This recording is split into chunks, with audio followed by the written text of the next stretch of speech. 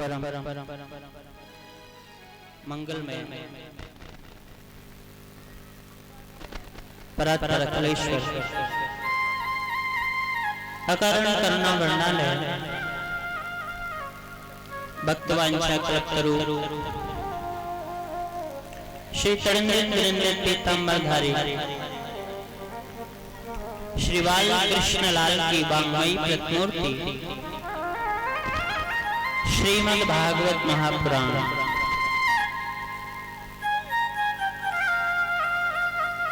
प्रिया प्रीतम के परम अनुकंपा से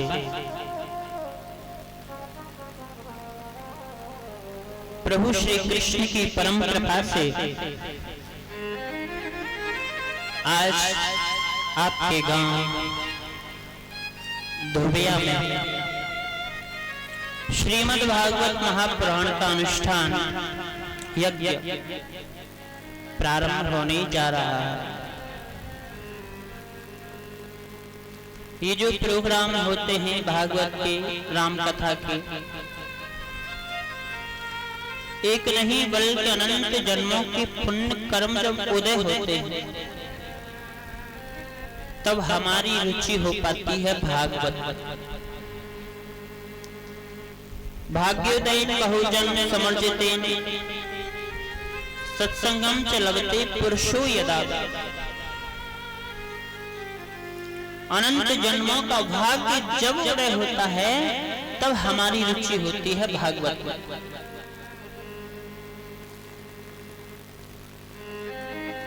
आप सभी श्रोतागण, माताएं, बहनें, भाई, संत महात्मागण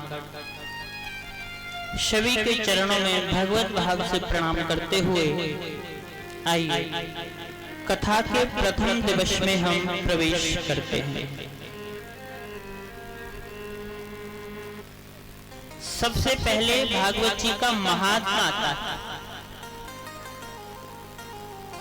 भागवत तो क्या है, क्यों सुनी जाती है भागवत, क्यों कराते हैं लोग भागवत को, किन किन लोगों ने इस कथा को सुनकर अपने जीवन का परमानंद पाया, आखिर ये भागवत की उत्पत्ति कहां से हुई है क्या, इन सब का विशुद्ध विवेचन जिसमें किया जाए उसे हम भागवत जी का महात्मा कहते हैं। भागवत जी का सबसे पहला श्लोक सच्चिदानंद रूपाय विश्वोत्पत्त्वाद हेतवे तापत्रय विनाशाय श्री कृष्णाय वयं नमः। जीवन की तीन बातें बड़ी उपयोगी हैं, सत, चित और आनंद। सत कहते हैं जो कभी मिटता नहीं, सदैव बना रहता है। अभी ये जो सृष्टि हमको दिख रही है ये एक दिन नहीं रहेगी। यहाँ पर जितने शरीर बैठे हैं वो एक दिन नहीं रहने वाले हैं।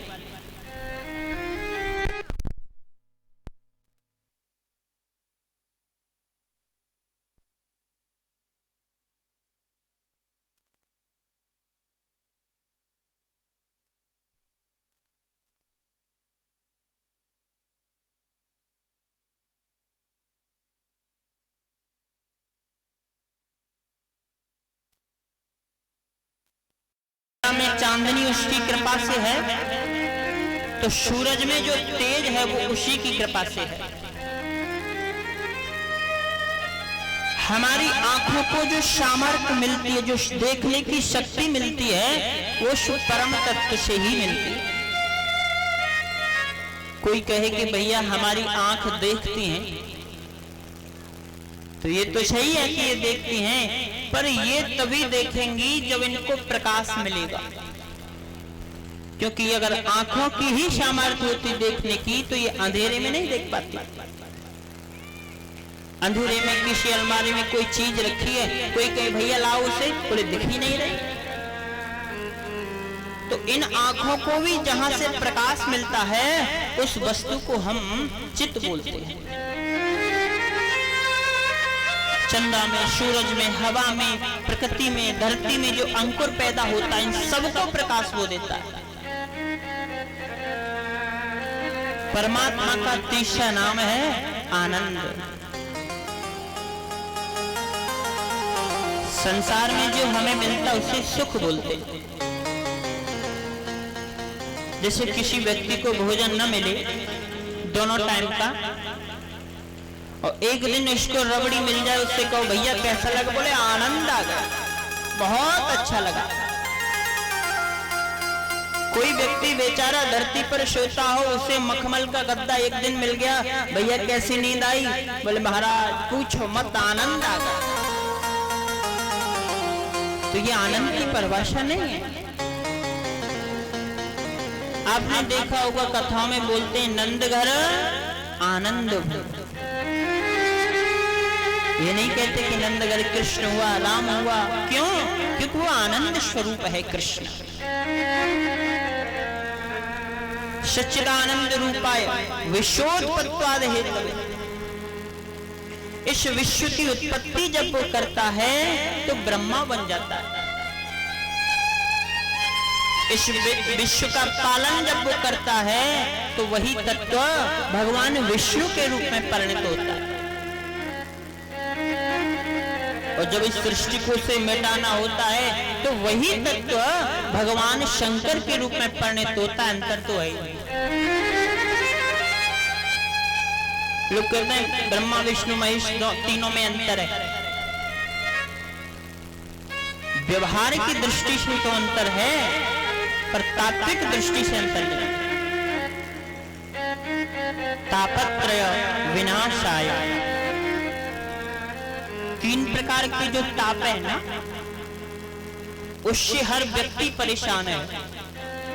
हम भी हैं, तुम भी हैं, पशु पक्षी सब है। कौन सा? एक होता है आदि दैविक ताप। वो क्या होता है? किसान की बहुत सुंदर फसल खड़ी है गेहूं की,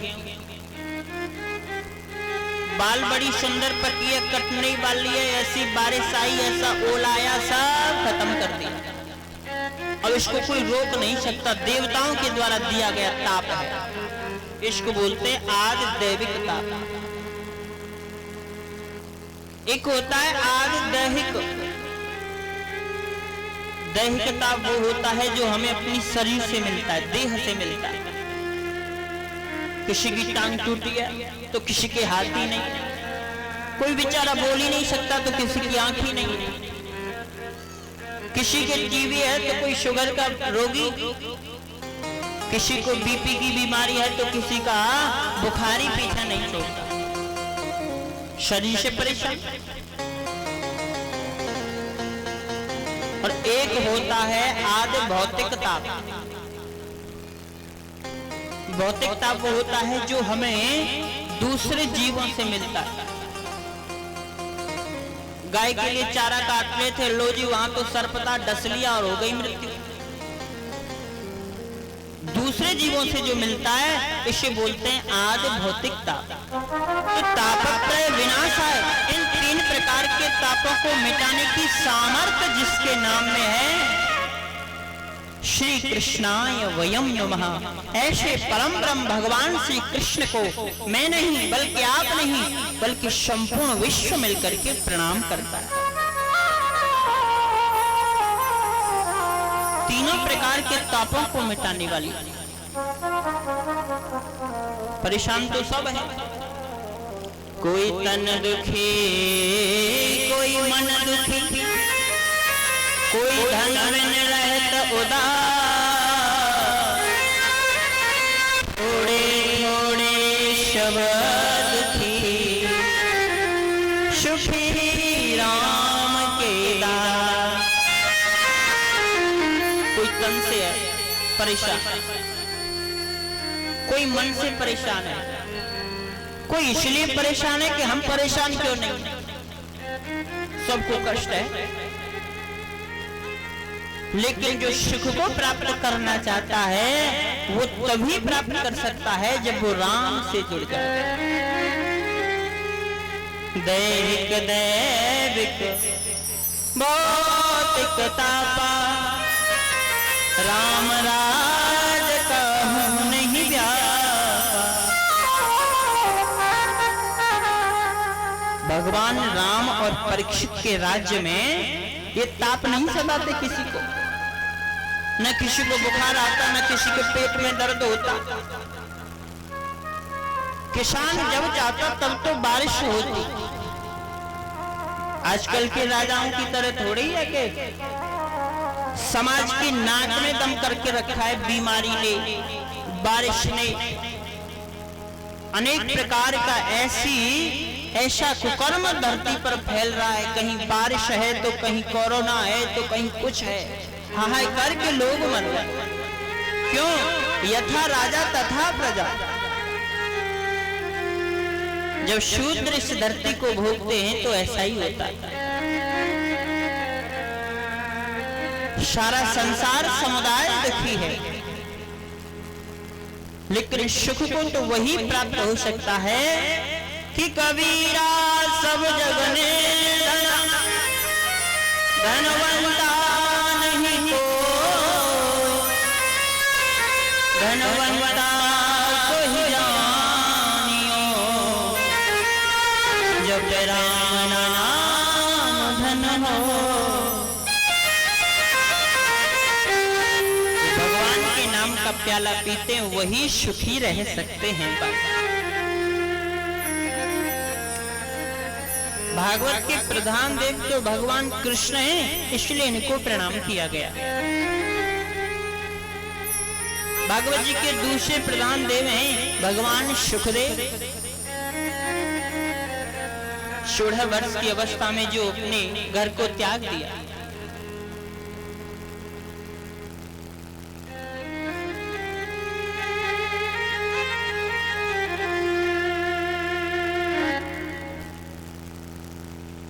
दूसरे प्रधान देव हैं भगवान सुखदेव। उनको हम वंदन करते, प्रणाम करते। जैसे आप इस भागवत पंडाल में बैठे हैं, ऐसे पुराणों में एक बड़ी सुंदर जगह है नैमिषारण्य क्षेत्र। वहां पर 88,000 संत बैठे रहते हैं। और इन संतों का काम क्या है? बोले कोई संज्ञा विग्रह तो है नहीं इनकी। भैंस की शानी करनी है कि बरसी कूटनी है कि कोई काम करना है, ऐसा तो कुछ नहीं। बस कथा ही इनका जीवन है।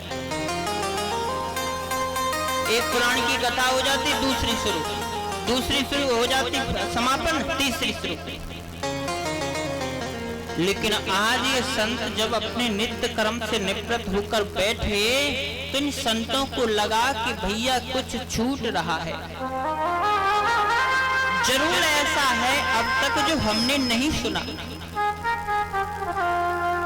और इनके बीच में 88,000 संतों के मिडिल यानी बीच में एक दिव्य संत का आगमन होता है। नाम है श्री सूत जी महाराज। बोले सूत जी महाराज की।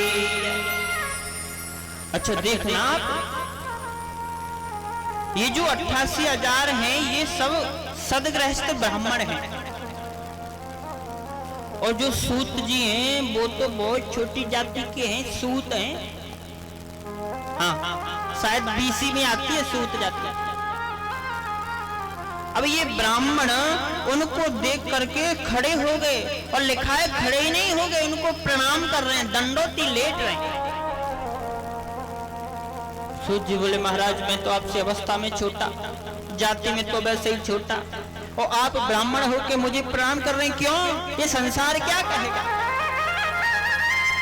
इन ऋषियों ने बड़ी सुंदर बात कही कि धन वृद्धा बल वृद्धा आयु वृद्धा तथैव जज ते सर्वे अपि ज्ञान वृद्धाश्च किंकिरा शिष्य किंकिरा।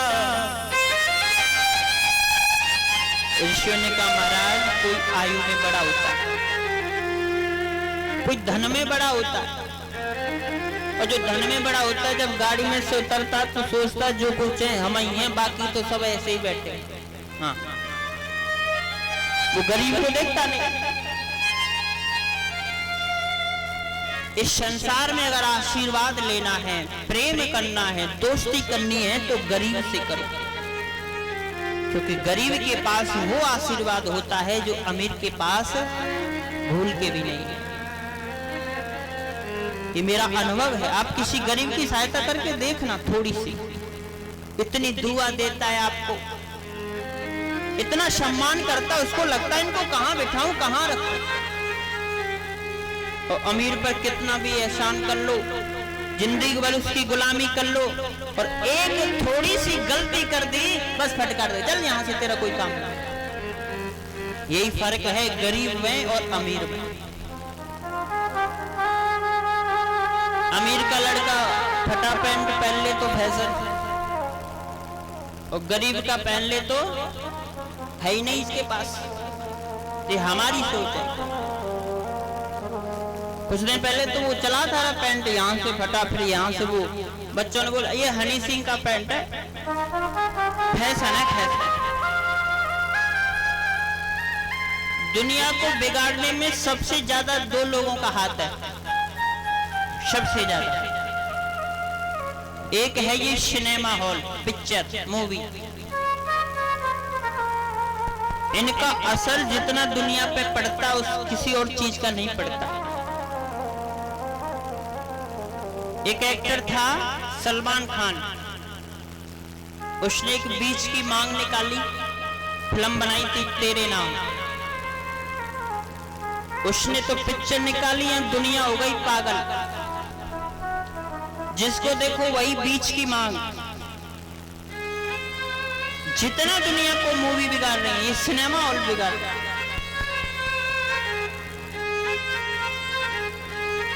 और दूसरा है ये टीवी सीरियल में दिखाने वाला नाटक, इसमें जो सास बहू की लड़ाई। अच्छा, इसमें दिखाया तो सब सही जाता है, लेकिन हम सही को एक्सेप्ट करते कहाँ हैं? हम तो बुराई को ग्रहण करते हैं, अच्छाई को नहीं। इसलिए जो व्यक्ति चाहता है अपना कल्याण करना, वो इन दो चीजों से दूर हो जाए। दुष्ट संग नहीं दे विधाता, जाते भला नरक का वाता। दुष्टों का संग प्रभु न दे। तो महाराज, आप कोई धन में बड़ा होता है, कोई आयु में बड़ा होता है, कोई बल में बड़ा होता है, लेकिन सर्वसे बड़ा और पूजनीय तो वही होता है जो ज्ञान में बड़ा होता है। आप किसी बैंक में जाओ, मैनेजर के पास, कोई वृद्ध आदमी बैंक में जाए, तो बैंक की जो कुर्सी पर बैठा हुआ है उसकी आयु है 20-22 वर्ष की, और आप हैं वृद्ध, तो आप उससे जाके क्या बोलोगे? बाबूजी राम राम बोलोगे कि नहीं? तो उस लड़के को नहीं आप प्रणाम कर रहे हैं, उसकी जो पावर है, उसकी जो गद्दी है, आप उसको प्रणाम कर रहे हैं। तो वास्तव में बड़ा वही होता है जो ज्ञान में बड़ा होता है। और हमारे अज्ञान रूपी अंधकार को मिटाने के लिए आप कोटि सूर्य समप्रभ, करोड़ों सूर्य के समान हैं। इसलिए आज कुछ ऐसा सुनाओ जिससे कथा सुने हम। और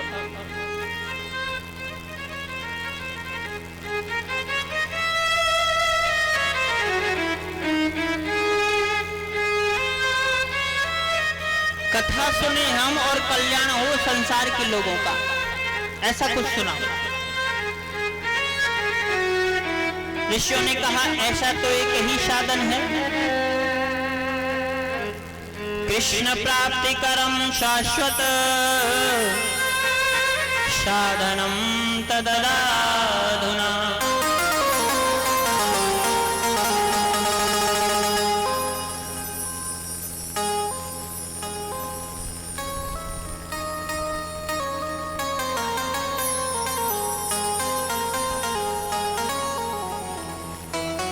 शीघ्र से शीघ्र कृष्ण प्राप्ति कराने का कोई साधन है ऋषियों, तो वो श्रीमद् भागवत महापुराण है। इसलिए मैं तुम्हें वही श्रीमद् भागवत महापुराण की कथा सुनाऊंगा। एक बार क्या है कि जब ये कथा भगवान सुखदेव परीक्षित को सुना रहे थे ना, तो वहां पर देवता आ गई अमृत का कलश लेकर और बोले राजन ये जो भागवत अमृत है ये आप हमें पिला दो, और ये स्वर्ग का अमृत है ये परीक्षित को पिला दो। इससे क्या, बोले इन्हें जो मरने का श्राप लगा है उससे मुक्त हो जाएंगे और हमें कथा मिल जाएगी। लेकिन भगवान सुखदेव ने जैसे देवताओं की बात सुनी, बोले देवताओं में तुम्हें ये कथा सुना तो देता, पर तुमने इसकी तुलना जो स्वर्ग के अमृत से कर ली है ये मुझे अच्छा नहीं लगा, इसलिए मैं तुम्हें ये कथा नहीं सुनाऊंगा। कि यवतांतांश विज्ञाय न तदोष कथामृतम् श्रीमद्भागवती वार्ता श्रवणामपि दुर्लभा। देवताओं ये तुम्हारे लिए योग्य नहीं। देवताओं को जैसे भगवान सुखदेव ने विदा किया, भगाया, ब्रह्मा जी ने सोचा हे भगवान ऐसा क्या इस भागवत में जो देवताओं को फटकार दिया, उनको सुनने का इच्छुक नहीं, उनको इस कथा को सुनने का अधिकार नहीं, ऐसा क्या है इसमें? नहीं मैं इसको तोलूंगा, निरीक्षण करूंगा। और जैसे ब्रह्मा जी ने संपूर्ण वेद शास्त्रों को एक पल्ले में रखा और भागवत को एक पल्ले में रखा, और कहते हैं जैसे ही ब्रह्मा जी ने इसको तोला तो भागवत जी का पल्ला नीचे ही रहा और संपूर्ण वेद वेदांत का पल्ला ऊंचा हो गया। जिसमें वजन ज्यादा होगा वही तो नीचा होगा। ब्रह्मा ने देवताओं से कहा अरे भैया ये भागवत कोई पोथी नहीं है, कोई किताब नहीं है, ये तो साक्षात मेरा गोविंद है, इसलिए इसका पान करो।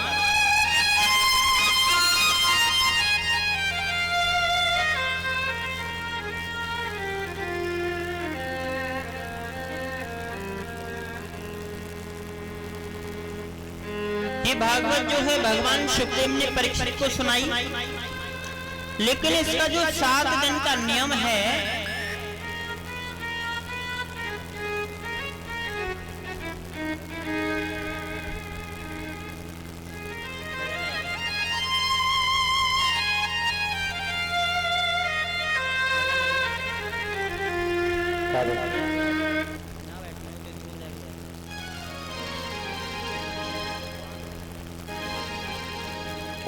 हेलो बोलिए बांके बिहारी लाल की जय।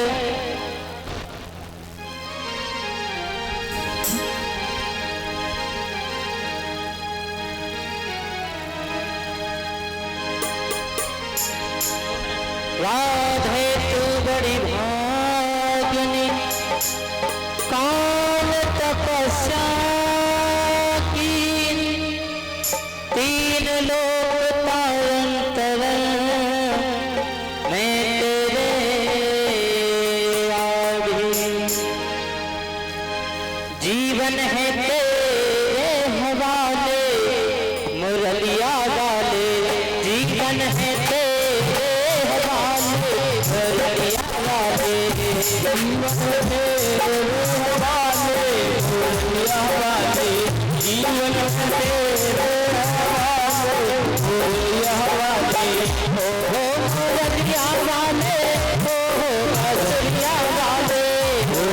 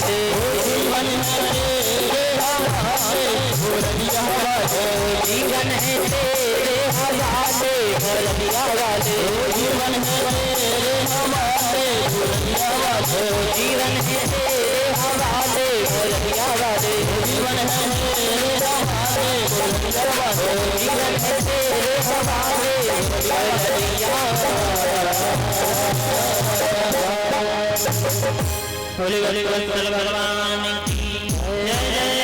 श्री राधे। सूत जी महाराज कहते हैं कि ये भागवत तो सुनी थी परीक्षित ने, पर श्राप जन्मे से करने का जो विधान है वो तो देवर्षि नारद ने सनत कुमार से सुना था।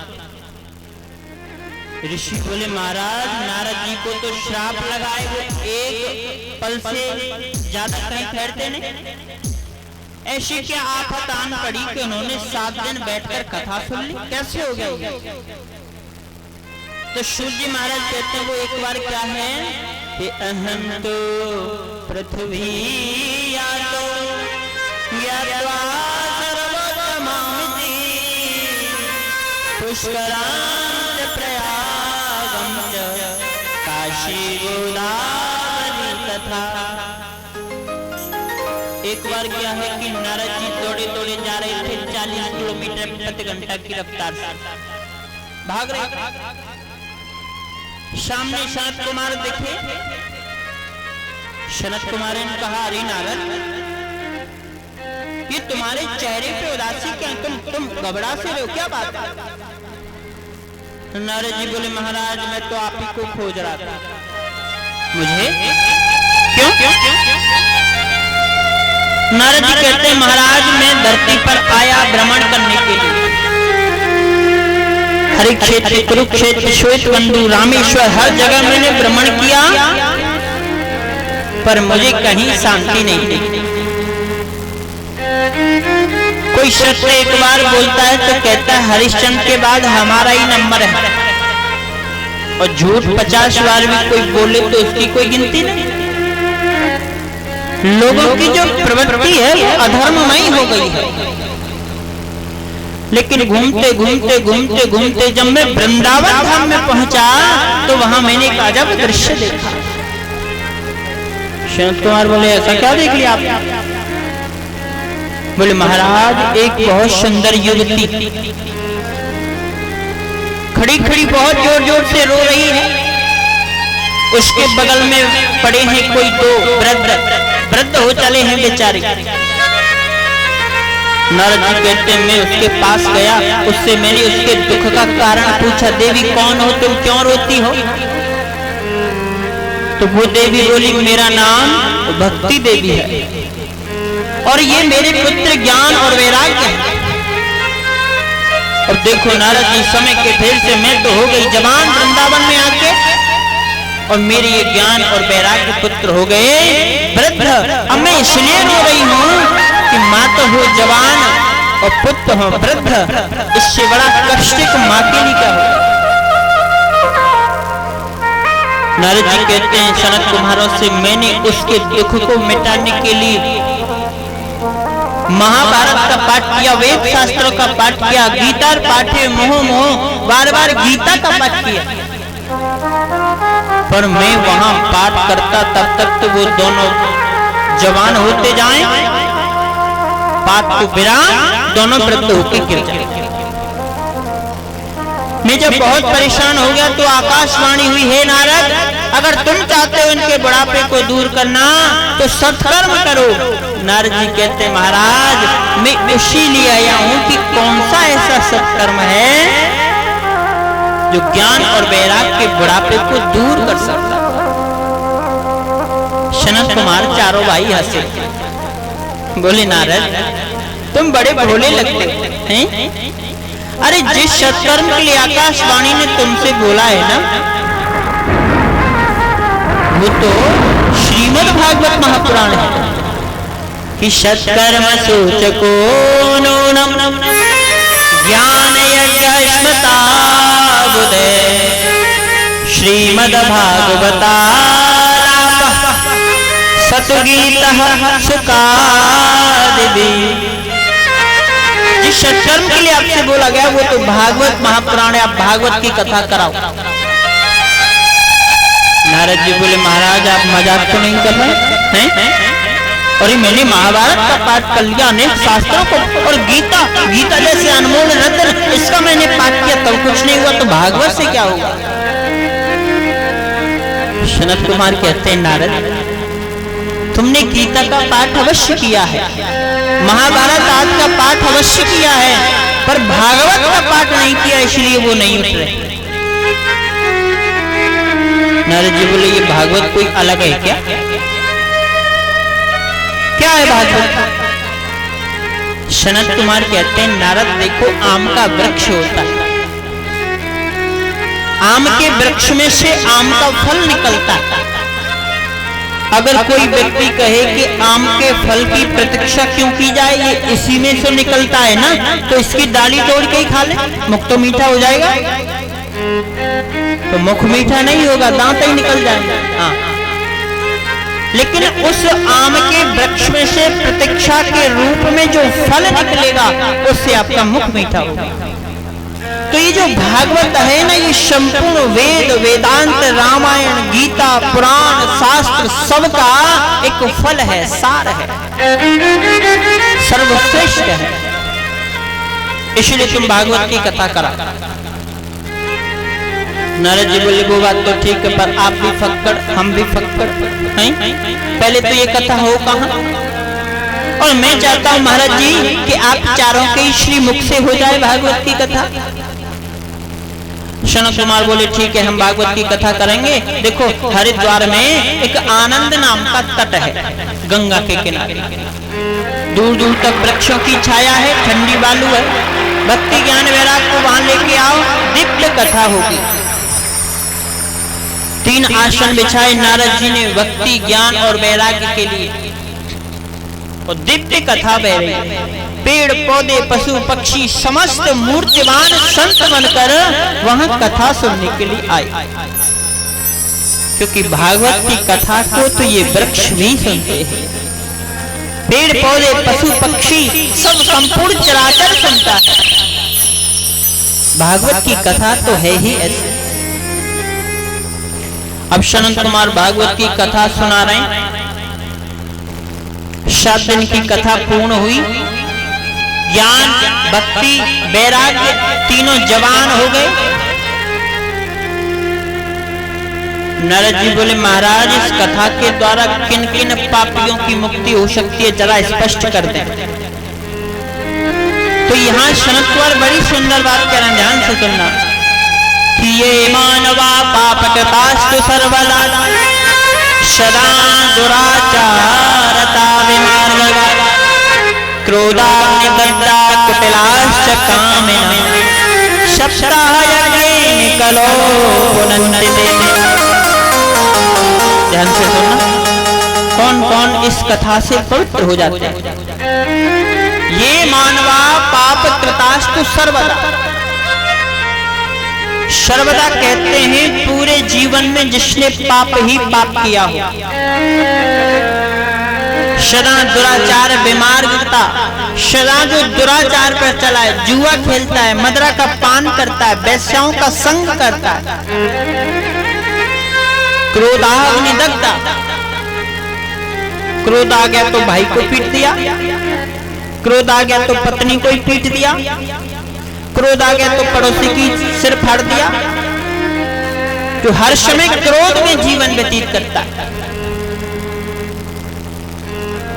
एक व्यक्ति बोले महाराज जी जो क्रोध आता है ये किसी न किसी कारण से आता है। हाँ कारण से आता है, लेकिन क्रोध किसी न किसी कारण से तो आता है, पर क्रोध करना अगर स्वभाव बन जाए तो क्रोध कारण स्वयं ढूंढ लेता है। किसी व्यक्ति का स्वभाव बन जाता है, सुबह से ही गाली दिए जा रहा है, न राम न कृष्ण, बस बकवास किए जा रहा है। ऐसी ऐसी बातों पर लड़ाई हो जाती है। छोटे बच्चों में लड़ाई हो जाए, माता पिता पहले आएंगे, हैं हमारे बेटे को ऐसे हैं, वो पहले आ गया। कोई पड़ोसी किसी की मेड़ काट ले, लड़ाई हो गई, सिर फट गया, 2 लाख रुपए लग गए, केस चल रहा है अदालत में। बोले हुआ क्या था? बोले थोड़ी सी मेड़ काटी। ये मूर्खों का लक्षण है,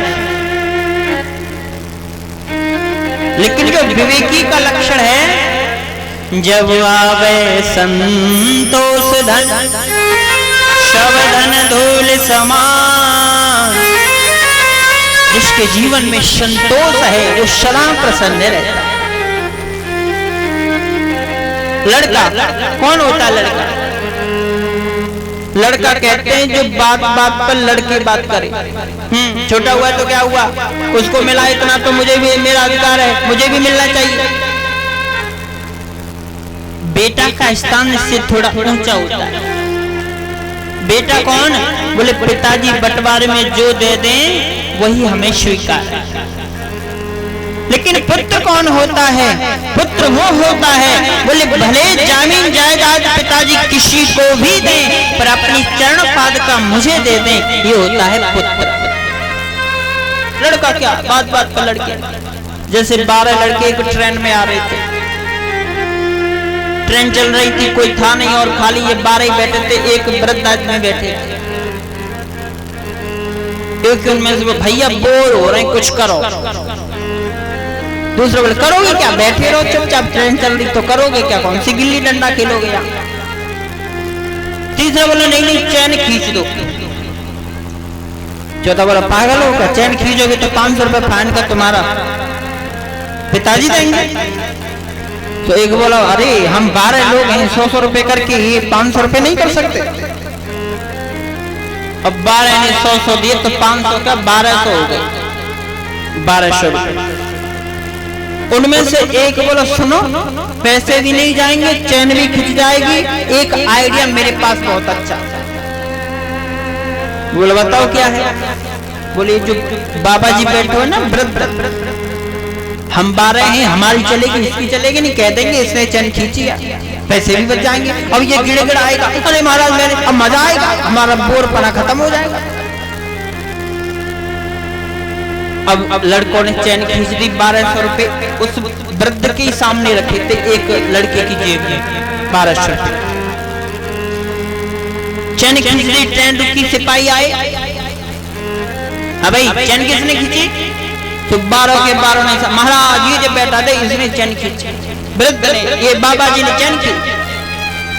सिपाही बोला अरे बाबा चैन क्यों खींची? अब वो बाबा इतना चतुर बोले महाराज क्या करें, चैन तो खींचनी थी, हमारे 1200 रुपए इन्होंने छुड़ा लिए, देखो वो रखे इसकी जेब में। और देखा तो उसके सामने तो रखे थे, तो 1200 ले लिए। 12 के 12 पकड़ के जाने लगे। सब बाबा ने मूंछ पे हाथ फिराया और खिड़की में से होके बोले बेटा ये बाल हमने धूप में सफेद नहीं किए। अब 12 के 12 चक्कर में खा गए, बात उल्टी पड़ गई। वृद्धों के पास जो अनुभव होता है, बेशक बेटा पढ़ जाए, लिख जाए, डिग्री कर जाए, लेकिन वृद्ध के पास जो अनुभव है वो जवान के पास नहीं हो सकता। वृद्धों की तो बड़ी महिमा है, इनके पास अनुभव का दिमाग है और हमारे पास किताबी दिमाग है। हम जो पढ़ लेते हैं वो बखान करते हैं और ये इनके पास होता है अनुभव। इसलिए अगर अपने जीवन पथ पर आगे बढ़ना है तो वृद्धों की सिर झुकाओ, वृद्धों की मान करके चलो।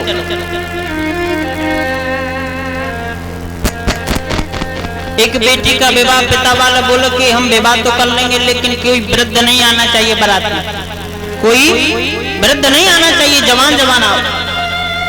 तो लड़की क्या बोले, क्या जरूरत है, घर पे बैठे राम राम करेंगे, करेंगे क्या बुड्ढे बारात। पर लड़के का नाना, वो तो नाम ही नाना, वो नहीं माना, बोले हम तो चलेंगे।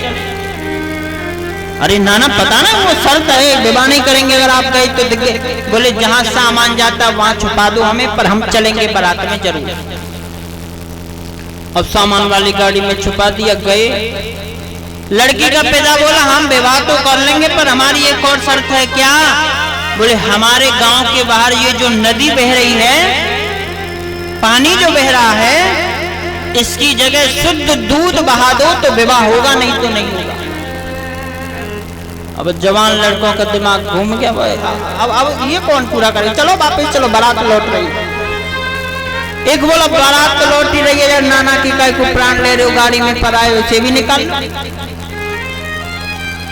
नाना को बाहर निकाल। नाना बोला क्या हुआ, क्यों निकाला हमें बाहर? बोले नाना चलो चलो कुछ नहीं है, बारात ही वापस हो रही है।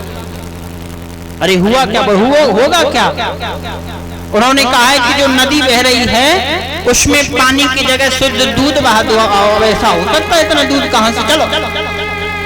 वो वृद्ध नाना बोला अरे छोटी छोटी बातों पे कहीं बारात वापस नहीं हुआ करते हैं। लड़के बोले अरे नाना ये छोटी बात है? बोले हाँ, तुम अपनी ओर से समाचार लेकर भेजो।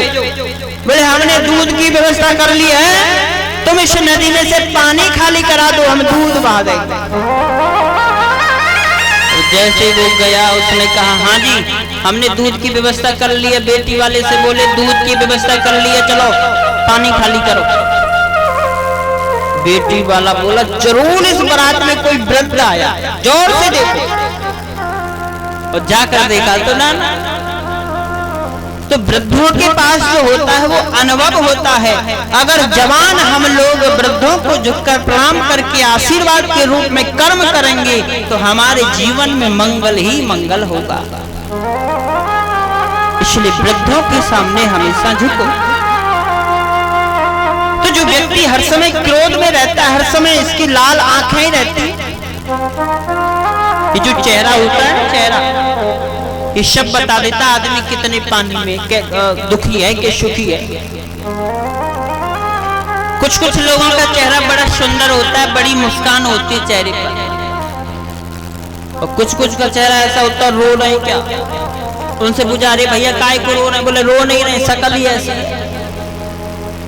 तो कुछ होते हैं तो हर समय हमारे शरीर का, हमारे चेहरे का सबसे बड़ा जो श्रृंगार है वो है मुस्कान, जो हर समय रहनी चाहिए। कौवा कहता है कि रात कभी ना हो क्योंकि कौवा को रात में दिखता नहीं। उल्लू कहता है कि दिन कभी ना हो क्योंकि उल्लू को दिन में दिखाता नहीं। अब इन दोनों के कहने से दिन रात तो नहीं बदलेंगे। हम चाहते हैं सुख, मिलता है दुख, हमारे कहने से सुख मिल जाए ऐसा तो नहीं। इसलिए जीवन की प्रत्येक परिस्थिति में मुस्कुराओ।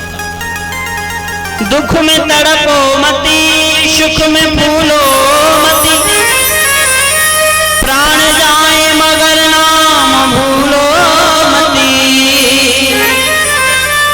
अपने रट को मार्ग लगाते चलो, कृष्ण गोविंद गोपाल गाते चलो।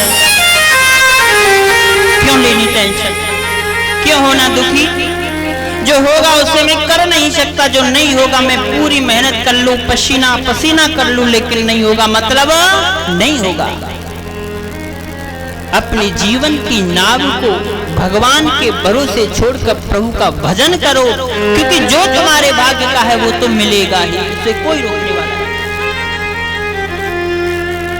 सदा क्रोध में पापी मनुष्य भी अगर सप्ताह वाचन कर ले, 7 दिन की कथा को सुन ले, तो उसके जीवन में 8 दिन से परिवर्तन हो जाता है। सनत कुमार कहते हैं, महाराज मैं तो ये कहता हूं कि जीवित व्यक्ति की तो कहे कौन, जो व्यक्ति पाप कर्म करते करते मर गया हो, अकाल मृत्यु हो गई हो, उसके निमित्त भी अगर कोई भागवत की कथा करा दे तो उसे भी प्रेत योनि से मुक्त मिल जाती है। नारद जी बोले, महाराज आप तो बस फेंक रहे हैं। अरे कोई जीवित व्यक्ति मुक्ति पाले ये तो ठीक है, मुर्दे को कौन मुक्ति करेगी भागवत, कोई प्रमाण दो, हम ऐसे नहीं मानते। सनत कुमार बोले, हम बिना प्रमाण की कोई बात ही नहीं करेंगे। तो एक उपाख्यान सुना रहे, एक कथा सुना रहे। तुंगभद्रा तटे पूर्वम भूतवन्नम मुक्तमम यत्र वर्षाधर्मे तत्परा। तुंगभद्रा नदी के किनारे एक गांव है, उत्तम नगर। वर्णाश्रम धर्म का पालन करने वाले सब गृहस्थ लोग इस गांव में रहते हैं। एक पंडित जी और रहते हैं, नाम है आत्मदेव। सब कुछ है पंडित जी के पास, पर एक चीज नहीं है, क्या बोले, पुत्र नहीं है। अब पंडित जी घर में कोई पशु भी ले आते हैं ना, गाय भैंस, तो वो ऐसी कि वो बांझ हो जाती है, उसके कोई बच्चा नहीं होता। दुखी हो गए, बोले मैं मेरे तो कहीं कौन कोई पशु लाता, वो भी बांझ, नहीं बिना पुत्र के नहीं, अब तो मैं मरने के लिए जाऊंगा।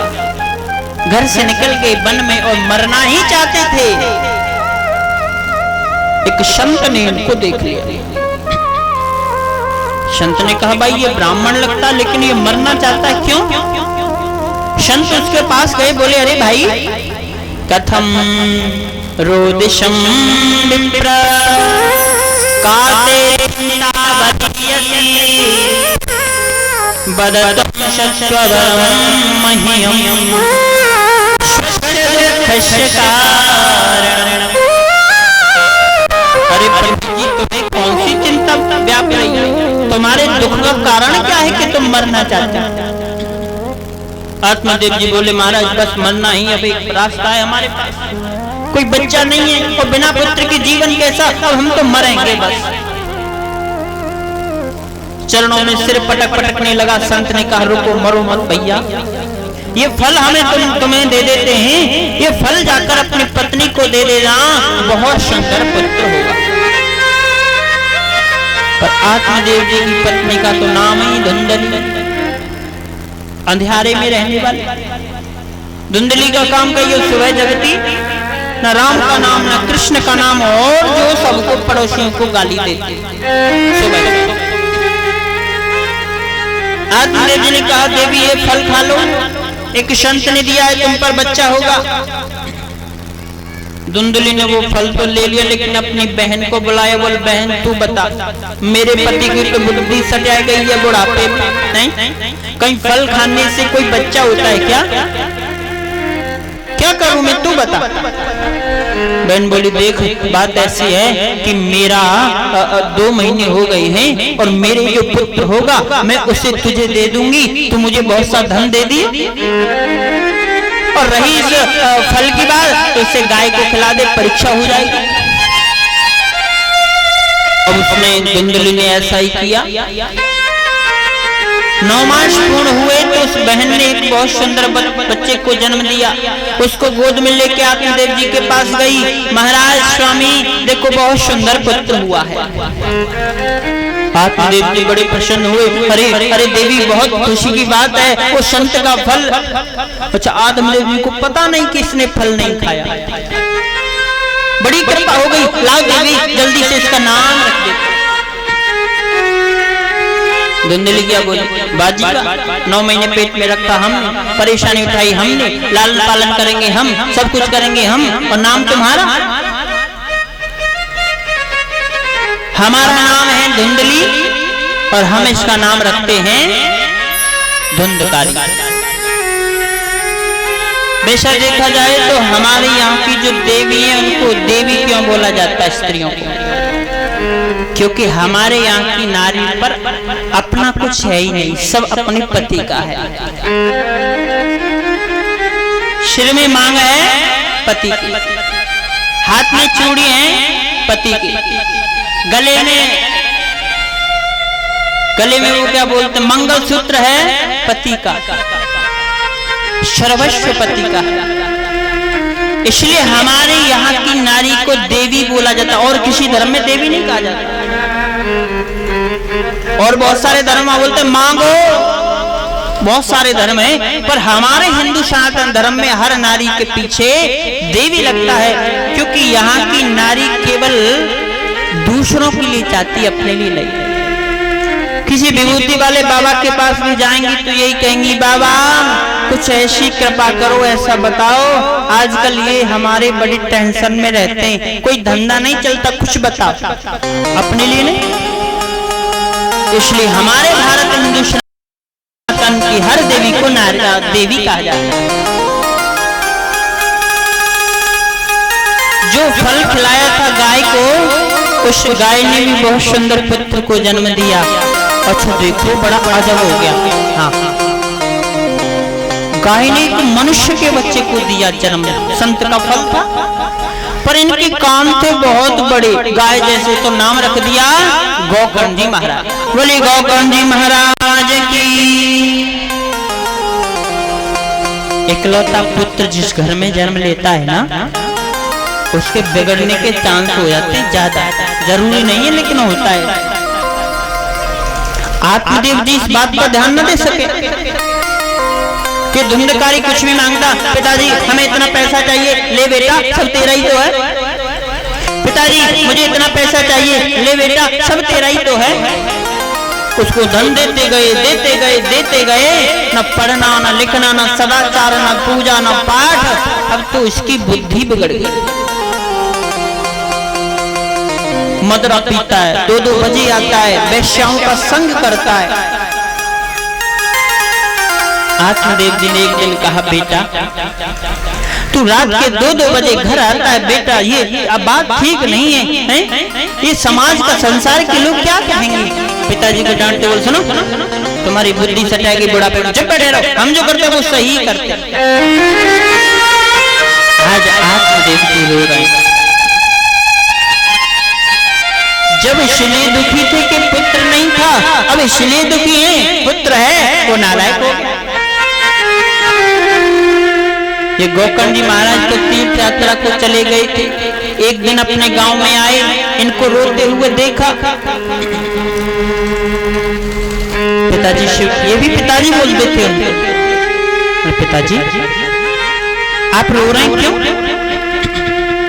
आत्मदेव जी बोले, बेटा मेरा मार्गदर्शन करो गोपुत्र, मैं घर में रहूं तो रहूं कैसे, मेरे इस स्वर्ग से।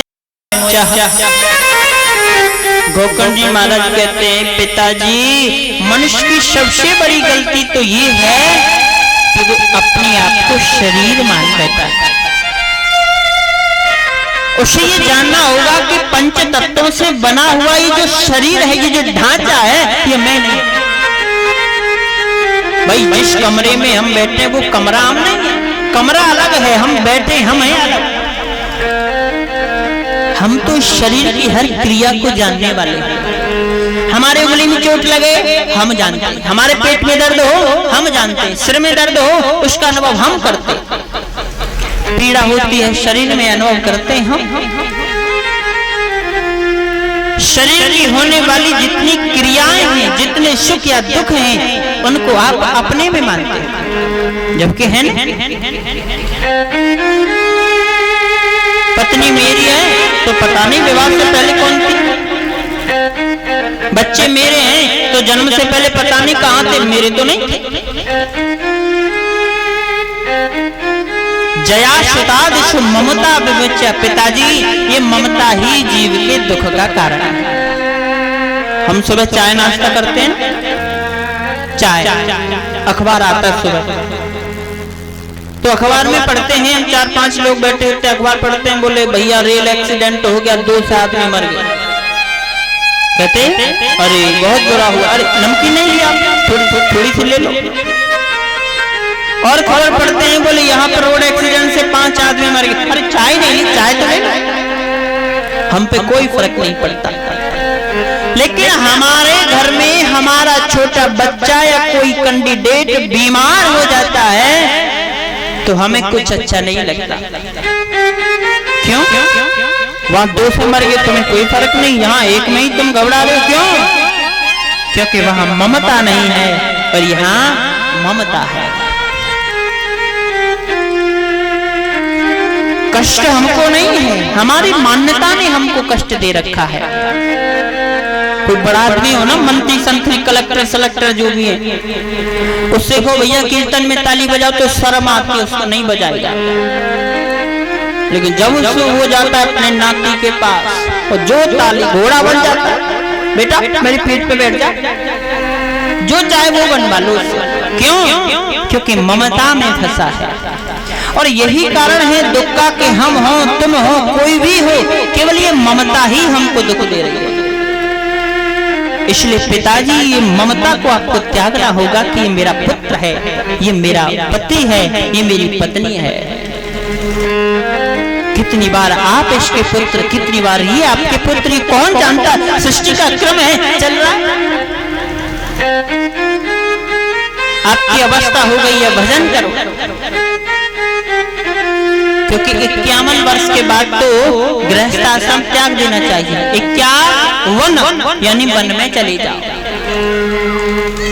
एक व्यक्ति एक महात्मा के पास गया, महाराज मेरा जो नाती है वो मुझसे कहता है बाबा बाबा, यानी बाबा जी बन जाओ।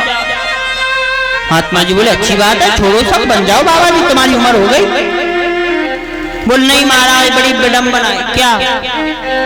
बोले मेरे बेटा कहता है बाबा बाबा जी बन जाओ, लेकिन एक विडंबना है। क्या? बोले जब मैं बेटी के बेटे को लेता हूं तो वो कहता है नाना नाना, मतलब बाबा जी मत बनो। अब मैं यही नहीं सोच पाता कि किसकी बात माना। क्यों नहीं सोच पा रहा है? क्योंकि ममता ने रोक रखा है, मोह ने रोक रखा है। इसलिए पिताजी आप जाने, मरने के बाद किसी माँ बाप का फोन आता है कि बेटा कैसे हो, कितने पैसे मिल रहे, कितनी सैलरी मिल रही है, खाना खाया कि नहीं, आता है किसी का फोन? तू स्वार्थ का मैं स्वार्थ का, स्वार्थ का संसार, सब संसार स्वार्थ का।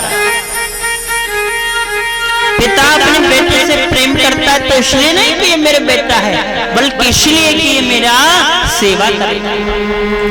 बेटा अपने पिता से प्रेम करता है तो इसलिए नहीं कि मेरे पिता हैं, वो समझता है इनके जाने के बाद सब मेरा ही होने वाला है, इसलिए प्रेम करता है।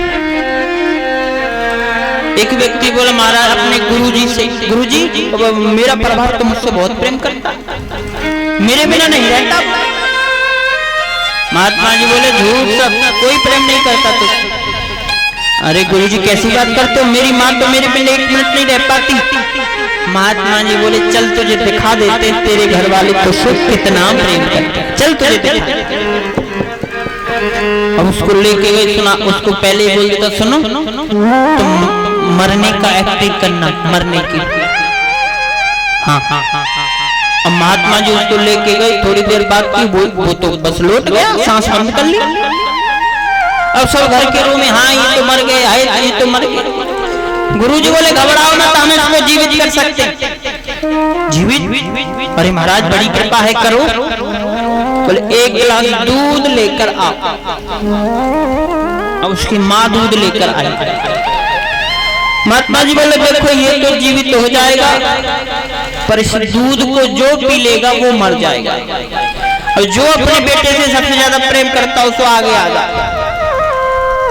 सबसे पहले काम माँ से, माँ प्रेम करती। माता जी आपका पुत्र जीवित हो जाएगा, आप मर जाएंगी, कोई बात नहीं, दूध पी लो। माँ क्या बोली, वो क्या है कि अब बात ऐसी है कि अब कहीं मरने वाले जीवित होते, अब तो वो पिता से कहा, अरे पिताजी आपसे बहुत प्रेम करते हैं, पी लो। बोले महाराज जी आप तो हमारा मन बहलाने के लिए बोल रहे हैं, मरने वाला कभी जीवित होता है क्या? अब जीवित नहीं होगा, ये तो आपका बस बहन है। पत्नी से कहा, बच्चों से कहा, कोई आगे नहीं आया। गुरुजी बोले चेला उठ जा, अब मुझे बता तेरा कौन सब तुझसे प्रेम करता है? माँ, बाप, पति, पत्नी, कौन प्रेम करता है तुझसे? चेला बोला गुरुजी कोई नहीं, जिस परिवार के लिए इतना भरोसा था, जाओ आज से उसका क्या करता हूँ, प्रभु का भजन करूंगा, जिंदगी मंगल है। सब स्वार्थ का है, मोह है, दुख है, इसलिए प्रभु से लगन लगाओ, क्योंकि जिंदगी दोबारा नहीं मिली। हम कहते हैं कि जमीन हमारी, घर हमारा, सब हमारा। अरे भैया जमीन की छोड़ो, ये शरीर भी हमारा नहीं। अब इसे कितने भी बादाम, मुनक्का, छुआरे कुछ भी खिलाओ, ये काम करता है क्या? मरने के लिए जा रहा है। अच्छा शरीर को तो छोड़ो, इसमें जो सांस चल रही है ना, सांस वो भी हमारी नहीं, क्योंकि सांस अगर हमारी होती तो वो हमारी मुट्ठी में होती, और हमारी होती तो जब चाहे जब लेते, छुट्टी के दिन तो बिल्कुल नहीं लेते। अरे सांस क्यों नहीं ले, वो संडे है, छुट्टी है, काय को ले? लेकिन हमारी नहीं, चल रही है कब तक? जब तक मिली है। इसलिए भक्त कहता है, क्या भरोसा, क्या भरोसा, क्या भरोसा है इस जिंदगी तेरे, क्या भरोसा है इस जिंदगी का, क्या भरोसा है इस जिंदगी का, साथ देती नहीं है किसी का, उसका साथ देती नहीं है किसी का। क्या भरोसा,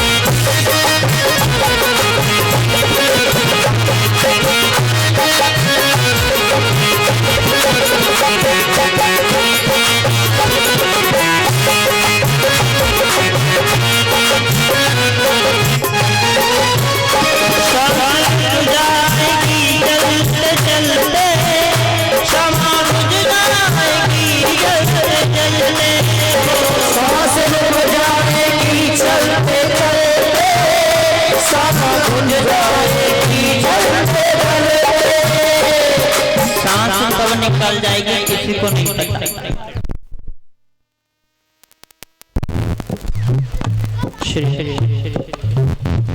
श्री राधे। मुझे याद आ गया, बता दूं, एक लाश में मैं कथा कर रहा था, सीतापुर गांव एक लाश में पड़ता। एक महात्मा जी आए, आप यकीन नहीं मानेंगे, एक महात्मा जी आए, व्यास सीठ को प्रणाम किया और प्रणाम करते ही वहीं पर रह गए। मैंने सोचा कितनी देर प्रणाम करेंगे, कम से कम 7 से 8 मिनट हो गए, गिरे नहीं। अब ऐसे ही रहे। मैंने पंडित जी से कहा, मैं कुछ देखो क्या बात है, क्यों नहीं, ज्यादा भक्त हो रहे हैं। अब पंडित जी ने जैसे ही हाथ लगाया, सोई लुढ़क गए। ऐसी मुक्ति पाई, भागवत में प्रणाम करते करते चले गए। तो सांस का कुछ पता नहीं, अभी कथा सुना रहे, 1 घंटे बाद क्या होगा कोई पता।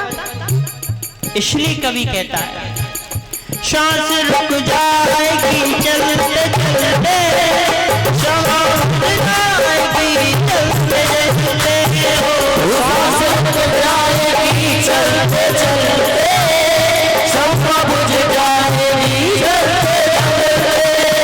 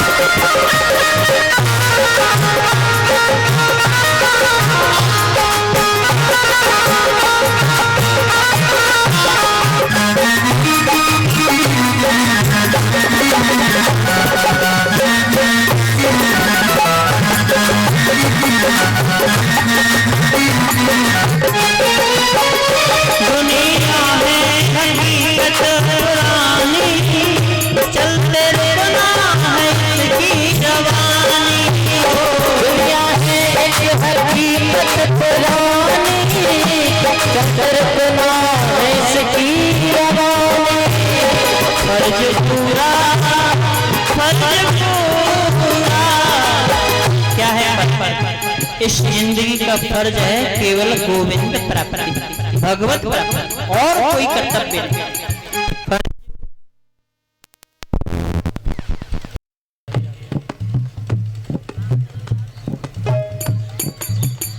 फर्ज पूरा करो बंदगी का, साथ देते किसी का साथ देती नहीं है किसी का, किसी का साथ देती नहीं है किसी का। क्या भरोसा, क्या भरोसा, क्या भरोसा है साथ देते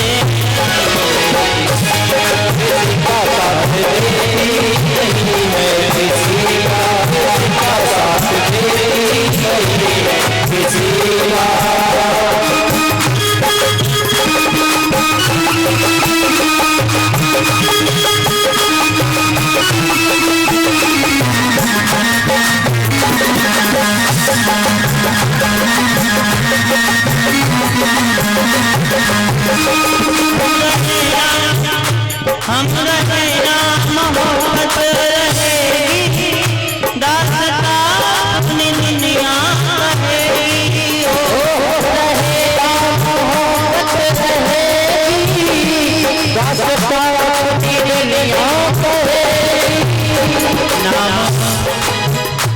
नाम रह जाएगा ज़मीं का। ताली बजाने के लिए माता पिता ने मना किया था। अरे जैसे हमें उत्साह है ऐसे आप भी उत्साहित होकर ताली बजाओ। और ताली बजाने से फायदा है कोई ये नहीं कि वैसे फालतू। जो लोग भजन में, सत्संग में, भागवत में ताली बजाते हैं ना, उनके चले जाते हैं पाप। कहाँ? जो ताली नहीं बजाते वहां तो पाप। और ये शास्त्र की बात है। श्लोक सुना दो तुमको, शास्त्र की बात है। कीर्तन में, भजन में ताली बजाने से कौन से पाप चले जाते हैं? अभी घर से आते हुए तुमने जो मारी है चैंटी चैंटा जो भी, हाँ, इसलिए कीर्तन में ताली बजानी चाहिए। नाम रह जाएगा तुम्हीं का, साथ देते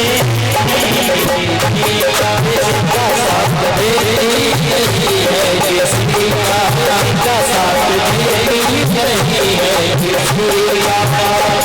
भरोसा है जिंदगी का, क्या भरोसा है जिंदगी का, साथ देती है किसी का, जिसका साथ देती है किसी का, जिसका साथ देती नहीं है किसी का, जिसका साथ देती नहीं है किसी का, जिसका साथ देती नहीं है किसी का, जिसका साथ देती नहीं है किसी का, जिसका साथ देती नहीं है किसी का। जय जय श्री राम। तो जब ये शरीर ही अपना नहीं है तो सगे संबंधी अपने कैसे हुए? इसलिए इस कथा का एक भगवान से जुड़ जाए उसी समय सवेरा समझा। बाकी तो मोह होने सा सब सो होने रहा, सब सो ही रहा। आत्मदेव जी को ज्ञान हुआ और वो वन में चले गए। अब ये धंधकारी अपनी माँ को मारने लगा, बोले बता धन कहाँ रखा? माँ बोली बेटा जितना धन था सब तूने गवा दिया, मैं कहाँ से दूं? इतना मोटा डंडा ले लिया इसने लाता। माँ को मारने लगा, जोर जोर से पीट रहा है। तो माँ इतनी परेशान हुई कि वो कुआं में गिर गई और उसने आत्महत्या कर ली। अब ये अकेला रहता है घर में। हाँ, वैश्याओं को ले आता। वैश्याओं ने सोचा देखो ये दुष्ट है, राजाओं के द्वारा पकड़ा जाएगा, ये पकड़ा जाएगा तो हमें भी दंड मिलेगा, क्यों ना इसको मार के इसके धन को ले सकती। पता है कैसे मारा वैश्याओं ने? पहले तो इसका गला वाला दबाया, तुम नहीं मरा तो वो लकड़ी के जो क्योले होते हैं ना गरम गरम, हाँ, वो इसके मुंह में घुसाई जबरदस्ती। इसका गला ही एकदम जलने लगा और हाय हाय करते हुए गोविंदाय नमो नमः। अब जो अकाल मृत्यु से मरता है भूत प्रेत बनेगा, ये तो कन्फर्म है, भूत बनकर अपने घर में पड़ा है। एक दिन गौकर्ण जी महाराज अपने गांव से निकल रहे थे। उन्होंने सोचा मेरा घर है पिताश्री का, आत्मदेव जी का, क्यों ना अपने घर में ही रात्रि बिता लूं।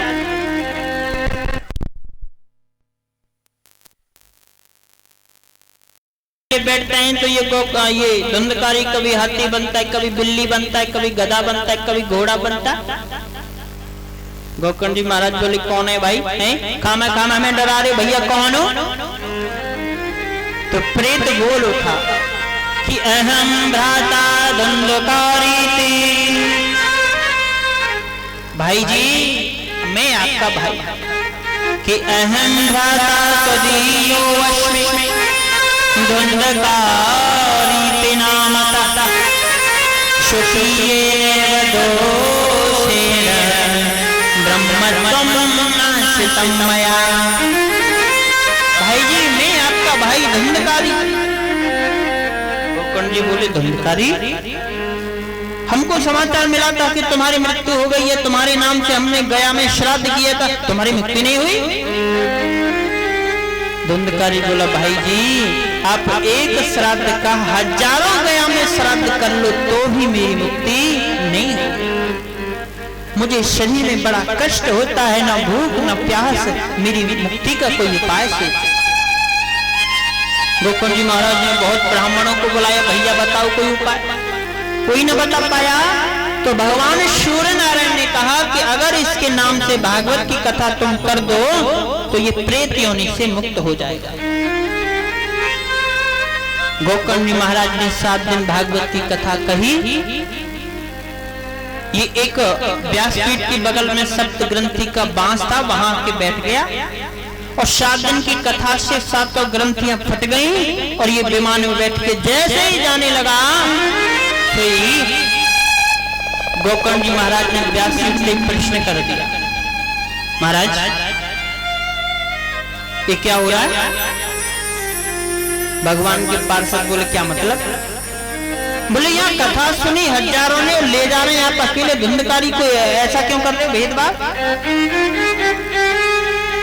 सनत कुमार ने बड़ी सुंदर बात कही। बोले महाराज श्रोता होते हैं 3 प्रकार के, सोता, सरोता और श्रोता। श्रोता के वो कौन होता है? घर में बच्चे सोने नहीं देते, व्यासपीठ में ये यहाँ जाओ भागवत में बल्ली से सिर लगाओ, 4 घंटे की समाधि काय को झंझट में पड़े घूस हो, तो ये होता है श्रोता। एक होता है सरोता। सरोता व्यक्ति कथा में आएगा, नहीं व्यासपीठ तो ठीक है पर कलाकार सही नहीं, कथा कराने वाला आदमी तो सही है पर उसने ऐसा टेंट लगा दिया, बता कोई व्यवस्था नहीं, हम गए ना पानी के लिए पूछा ना कुछ व्यवस्था सही नहीं है। ये है श्रोता। श्रोता कौन है? एक सुनार ने 2 मूर्ति बनाई, हाँ बना करके प्रदर्शनी मैदान में रखी, लोग आमे उसको देखें कैसी मूर्ति है। भैया कितने की है? बड़ी सुंदर मूर्ति है। बोले भाई जी एक 1 लाख रुपए की है, एक 500 रुपए की है। अरे भैया लाख वाली सोने की नहीं, दोनों पीतल की। बनाने वाला मैं, रत्ती भर कोई बड़ी नहीं, रत्ती भर कोई छोटी नहीं, बराबर है, पर एक 500 की, एक 1 लाख की। अरे भैया पैसों में इतना भेदभाव क्यों?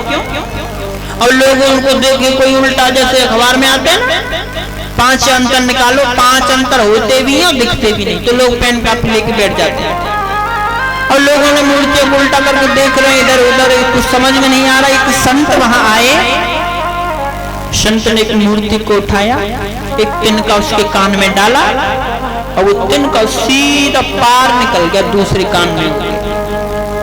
संत बोले ये लो 500 रुपए की मूर्ति। हाँ महाराज जी 500 की। और 1 लाख वाली मूर्ति के कान में तिनका जब डाला तो वो दूसरे कान में पार नहीं था, वो सीधे अंदर पेट में चला गया। बोले 1 लाख रुपए की। तो जो कथा को हमने सुना है उसे जीवन में धारण कर ले, वो है श्रोता, और जो इधर से उधर निकाल दे वो है सोता या सरोता। तो भगवान के पार्षद कहते हैं धुंधकारी ने जिस भाव से कथा सुनी उनमें से एक ने भी नहीं सुनी, इसलिए इसके लिए विमान आ। विमान का मतलब क्या होता है? विमान का मतलब होता है अपने जीवन से अभिमान का खत्म हो जाना, मिट जाना। हम ब्राह्मण हैं, हम व्यास हैं, हम संत हैं, हम पंडित हैं, हम ये हैं, हम वो हैं। अरे भैया तुम कुछ भी नहीं हो, जो है सो भगवान है। जो कुछ भी हमें मिला है भगवान की इच्छा से मिला है, कृपा से मिला है, और हम उसे अपने में मान लेते, यही तो अहंकार है। और कोई हो संत व्यास महात्मा कोई हो, इससे छूट नहीं पा रहा, ये भगवान की माया है। अब धुंधकारी तो चला गया। गोकर्ण जी महाराज जी दोबारा कथा करी, सबने सुनी और सबने इस कथा के द्वारा मुक्ति पाई। नारद जी बोले महाराज कथा तो आपने बहुत सुंदर बता दी, इसके श्रवण का और कहने का जो नियम है वो और बता दो। नियम क्या क्या नियम होना चाहिए सुनने वालों की? तो सुनने वालों को सुनो, जहां पर भागवत की कथा हो उस जगह पर गाय के गोबर का चौका लगना चाहिए। जो मंच है जहां पर श्रोतागण बैठते हैं वहां नित्य ही झाड़ू लगना चाहिए, कम से कम 3 बार। जो श्रोता वक्ता जो श्रोता आए हैं कथा सुनने के लिए उनको जलपान की व्यवस्था करनी चाहिए, क्योंकि जितना कथा कराने का पुण्य है उतना ही पुण्य श्रोताओं को संतुष्ट करना, जलपान कराना। दूर दूर से स्वयं को कथा सुनने जाएं, सभी को लेकर चलें, भैया चलो कथा सुनेंगे भगवान की। जो कथा में परीक्षित बने हो वो 7 दिन व्रत रहकर कथा सुने। नारद जी बोले महाराज रुक जाओ। क्यों? बोले महाराज कलयुग में एक एकादशी आती है, महीने में 2 आती है, और जिस दिन व्यक्ति एकादशी रहता है उससे कम 10 बार घड़ी देखता, हे भगवान ये दिन आज ही बड़ा होना था, भूख लग रही है। एक व्रत आ जाए तो दिन नहीं कटता, तो तुम 7 दिन की बात कर रहे हो, कोई विधान है तुम्हारे इस खाते में? सनत कुमार बोले कि भोजनम तो वरम मन्ये कथा श्रवण कारकम नोपवासो वरः प्रोक्ता कथा विघ्न करो यदि। सनत कुमार कहते हैं भैया दिन में 10 बार खाओ पर भगवान की कथा सुनो, क्योंकि ये बड़ी पावन है। जिस समय आप अपने घर से ये प्लान बनाते हैं भगवान की कथा सुननी है, तो भागवत में लिखा है उसी समय हमारे हृदय में गोविंद प्रकट हो जाते हैं। अपने घर से भागवत पांडल तक जो पग आप रखते हैं, हाँ अब भागवत जी को देख लेना खोल के स्पष्ट लिखा, अपने घर से यहाँ तक जो कदम आप रखते हैं उस एक कदम पर एक अश्वमेध यज्ञ का फल मिलता है। बेटी की शादी का फल क्या पता? एक बेटी का कन्यादान करने का फल है 1 अश्वमेध यज्ञ, हाँ शास्त्र से। और भागवत कहती है कि अपने घर से मेरे तक जो कथा सुनने आता है उस एक कदम पर मैं उसको एक अश्वमेध यज्ञ का फल प्रदान करता हूँ, खासकर कलयुग में और युगों में नहीं। कथा सुनने आते हैं और भागवत सीट को प्रणाम नहीं किया और बैठ गए तो उन्हें कथा श्रवण का फल नहीं मिलता। पंडाल में आओ, भागवत जी को प्रणाम करो और तब बैठो। भगवान कृष्ण तो यहाँ तक कहते हैं जो मेरी इस भागवत को प्रणाम नहीं करता उसके 3 वर्ष का जो पुण्य है मैं तत्क्षण समाप्त कर देता हूँ। इसलिए जब भी आओ पहले सिर झुकाओ और फिर कथा सुनो। कथा हमेशा पालती मार करके सुनो। हाँ और कुछ लोग तो ऐसे बैठा ही नहीं जाता महाराज। अभी जेवर में कथा की तो वहां जो वृद्ध लोग थे, चलो मजबूरी वाली कोई बात अलग है, तो वो अगर व्यास जी के पैर कर लेते लंबे, अमानु संकेत में व्यास जी हमारे चरणों के दर्शन करते जाओ और कथा कहते जाओ। बैठा ही नहीं, कभी इधर से टेढ़े कभी उधर से टेढ़े। कभी पैर फैला लिए। अच्छा, हमारे एक बाबा बैठे इस आसन से, ये जो आसन है ना, इसको बोलते हैं दरिद्र आसन। ये दोनों हाथों से दोनों पैरों को यूं करके। भागवत कहती है, शिव महापुराण कहता है, जो इस आसन से भागवत की कथा सुनता है, वो चाहे इंद्र ही क्यों ना हो, वो अपनी लक्ष्मी खो देता। इसलिए पालती मार के बैठो, नीचे नहीं बैठा जाता तो कुर्सी लाओ। जो नियम बता रहे हैं कल से ये आपको नियम करने हैं। पहले प्रणाम करो भागवत जी को, फिर आप बैठो और बड़े भाव से प्रेम से कथा सुनो।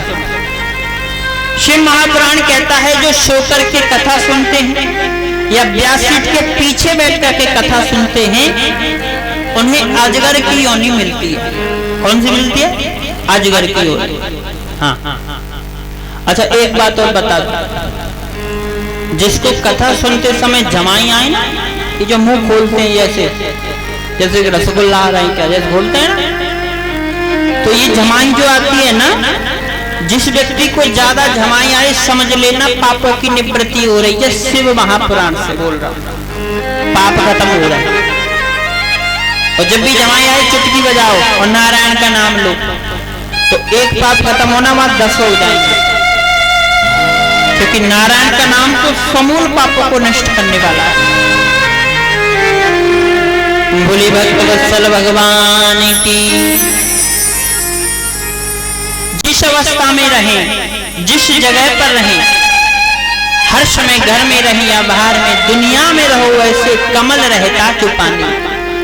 अब देखो, कमल रहता तो कीचड़ में है, पर उस कीचड़ को अपने ऊपर नहीं आने देता।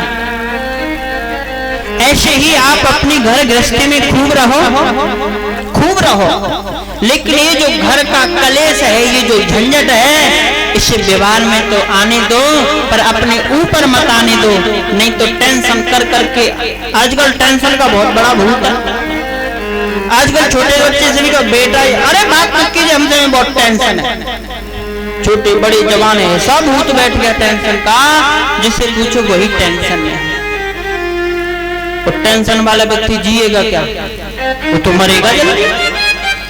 20 वर्ष के युवा के चश्मा लगने हमने देखा, क्या हो गया? बोले चश्मा टेस्ट, क्या वो दिखाई नहीं देता। तो टेंशन में रहोगे तो ऐसा ही होगा। इसलिए जब तक जिंदगी रहे, जब तक रहे जिंदगानी, राम राम रट, जब तक रहे जिंदगानी, राम राम रट लो, जब तक रहे जिंदगानी, राम राम रट लो, जब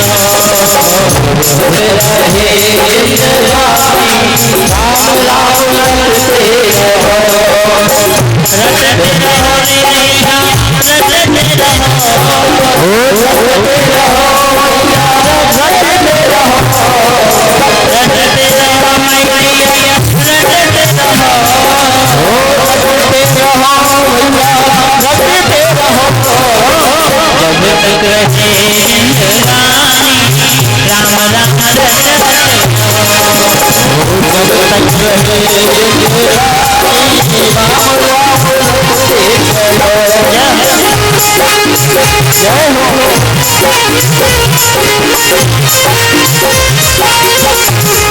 रटते रहो रे राम, रटते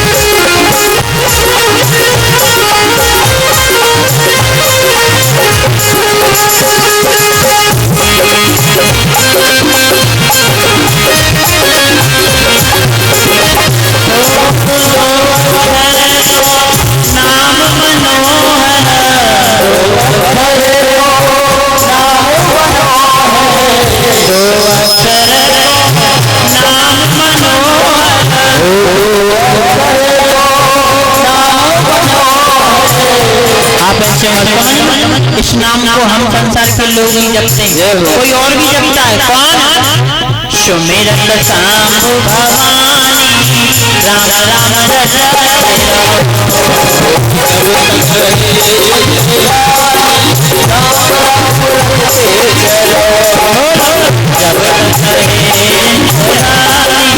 राम राम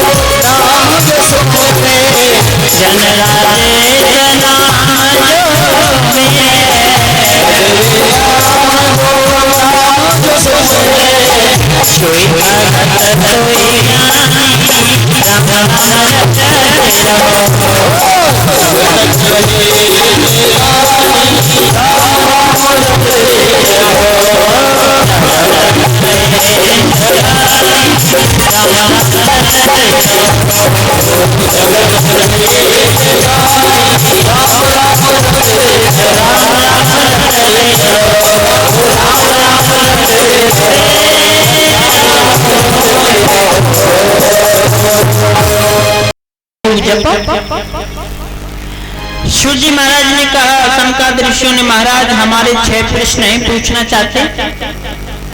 सूत जी बोले, देखो तुम्हारे प्रश्नों को सुनने से पहले मैं अपने गुरु को, गुरु तुल्य भगवान सुखदेव को वंदन कर लूं। सुखदेव आपके गुरु तुल्य? बोले हाँ। आपको मालूम है भगवान सुखदेव जो है ना, ये गोलोक में राधा रानी की गोद में खेलते थे। राधा रानी ने एक दिन कहा, बेटा तुम धरती पर जाओ और भागवत धर्म का प्रचार प्रसार करो धरती पर। सुखदेव जी बोले, माता जी आपके चरणों को छोड़कर कहां जाऊं मैं? इतनी शीतल छाया आपके चरणों में मिलती है, मैंने नहीं जाना। और वहां तो विष्णु की माया पकड़ लेती। राधा रानी ने कहा, सुख बेटा मैं कहती हूँ ना, जाओ, माया का असर नहीं होगा। तो भगवान सुखदेव ने कैलाश पर्वत पर एक पक्षी के गर्भ से जन्म लिया है। भगवान का जो मन है ना, मन वो नारद जी ने सोचा, लक्ष्मी विष्णु में लड़ाई करवा दी हमने, ब्रह्मा सरस्वती में लड़ाई करा दी हमने अपने पिताजी में, भोले बाबा पार्वती रह गए, कुछ करना चाहिए। तो लो जी भोले बाबा के पास पहुंच गए नारद। भगवान शंकर के समाधि में अंदर चले गए, माता जी हैं। माता भगवती पार्वती ने जैसे नारद जी को देखा, अरे गुरुदेव, अरे महाराज आपको देखो कितने दिन बाद आते हो, आना जाना आपने बंद ही कर दिया मानो। क्योंकि नारद जी पार्वती को मानते हैं अपनी, ये पार्वती नारद जी को मानती है अपना गुरु। वैसे तो जगदम्बा अम्बा पराम्बा भगवती दुर्गा है, पर लीला में मानती है गुरु। नारद जी बोले, माता आजकल हमने आना जाना बंद कर दिया। क्यों? बोले, माता तुम तो जानती हो संसार में प्रेम तो रहा नहीं, पति पत्नी में लड़ाई, भाई भाई में लड़ाई, हालत खराब। मैं नहीं जाता दुनिया में, अब कहीं जाना बंद ही कर दिया मैंने। मैया बोली, देखो दुनिया में चाहे कुछ भी हो, पर मेरे पति है ना भगवान भोलेनाथ। हाँ, क्या बताओ नारद, इतना प्रेम करते हैं मुझसे। सुनो, जो गुरु मंत्र मिलता है ना, तो अपनी पत्नी को नहीं बताना चाहिए, पर मेरे पति को देखो सबसे पहले मुझे बताती। सपने में या किसी में हमें जो दर्शन होता भगवान का, वो दर्शन किसी को नहीं बताना चाहिए। माँ भगवती कहती, मेरे पतिदेव को देखो, ये मुझे बताती। इतना प्रेम करती हूँ मुझसे, मैं आपको क्या बताऊं? नारद जी बोले, अच्छी बात है माता, प्रभु आपको इतना प्रेम करते हैं, फिर तो ये भी बताया होगा कि उनके गले में जो मुंडों की माला है वो किसकी है?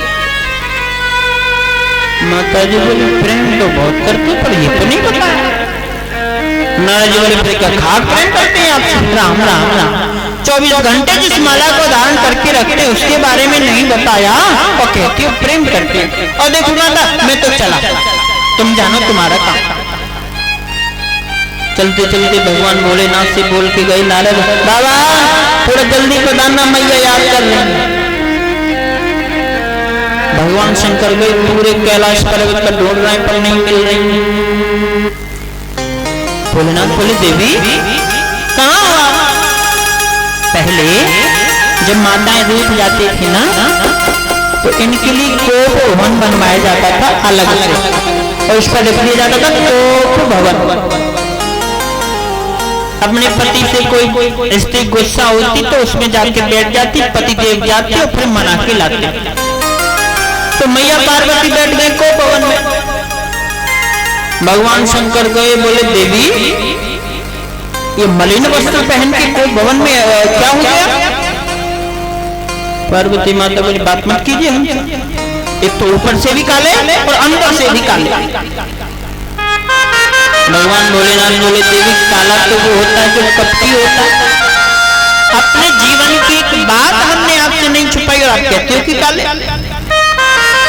तो भला हुआ संत नारद का जो मेरी आंखें खोल दे। भगवान भोलेनाथ बोले देवी को कुछ ज्यादा ही आंखें खोल गई आपकी, हुआ क्या? बोले इस माला को 24 घंटे गले में धारण करके रखते हो उसके बारे में नहीं बता वो किसकी है? भोलेनाथ बोले देवी तुम बहुत बोलो, अरे तुम जगदम्बा अम्बा दुर्गा भगवती महामाया हो, कितने अवतार तुम लेती हो, तो तुम्हारे इस अवतार की याद रखने के लिए मैं ये करता हूं। अब हम तो तुम्हारे मुंड की माला गले में बजन लिए घूम रहे हैं और तुम कहती हो कि कब? मैं ये बोली अच्छा तो मैं मरती हूँ, तुम नहीं मरती, कौन सी दवाई खा रखी है? भगवान शंकर बोले देवी सब हमारे कथा का फल है। मैं ये बोली प्रभु हमारी कथा तो हम ही सुनेंगे।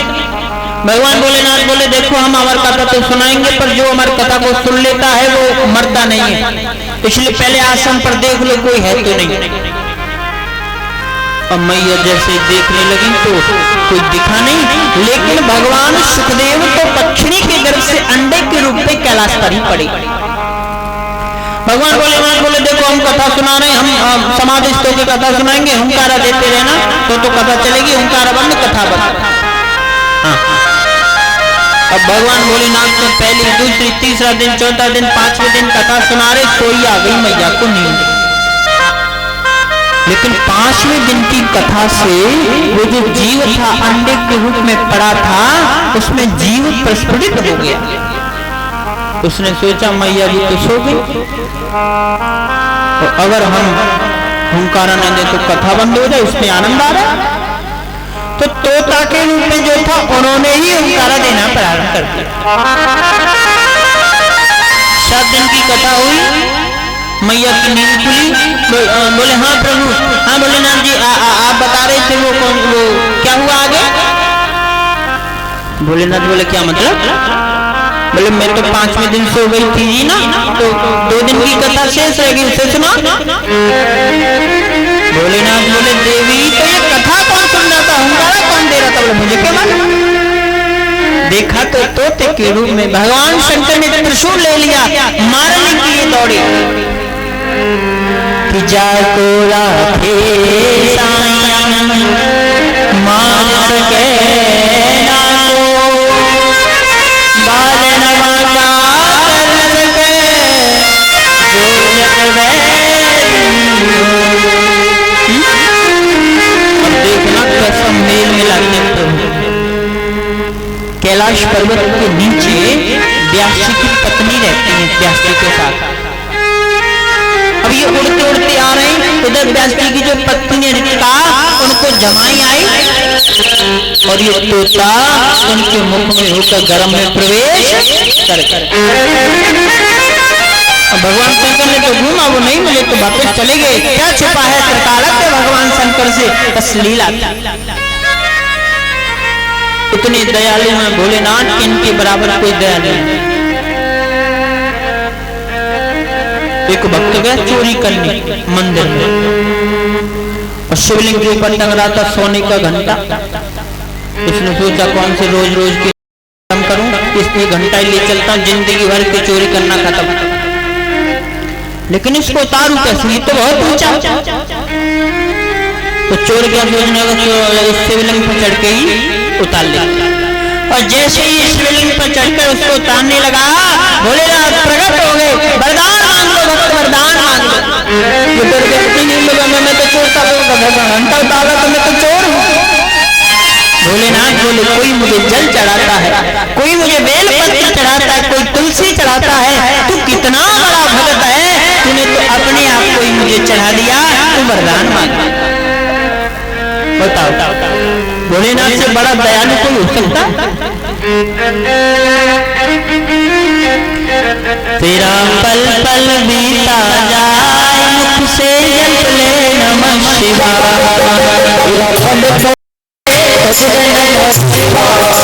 तेरा पल पल बीता जाए, मुख से जप ले नमः शिवाय। तेरा पल पल बीता जाए, मुख से जप ले नमः शिवाय।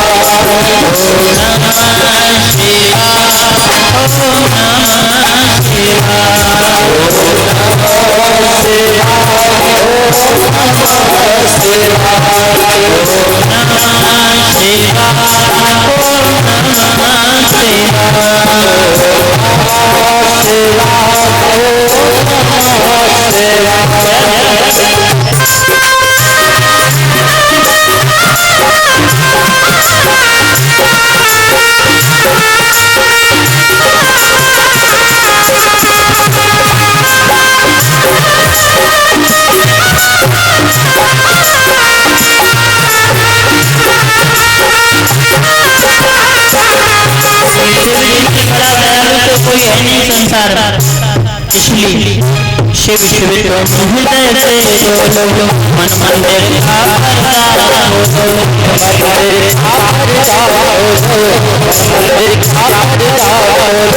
शिव शिव हृदय से मन मंदिर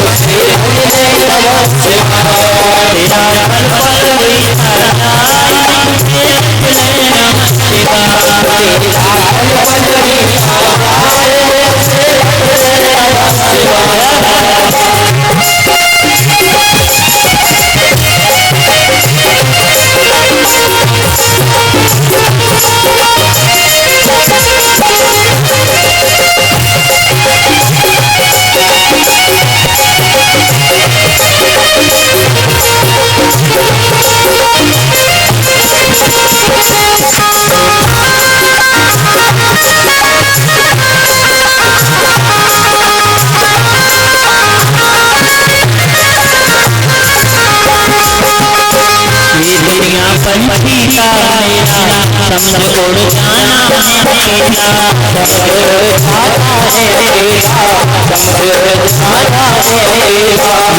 दुनिया पंछी का मेरा समझ उड़ जाना है।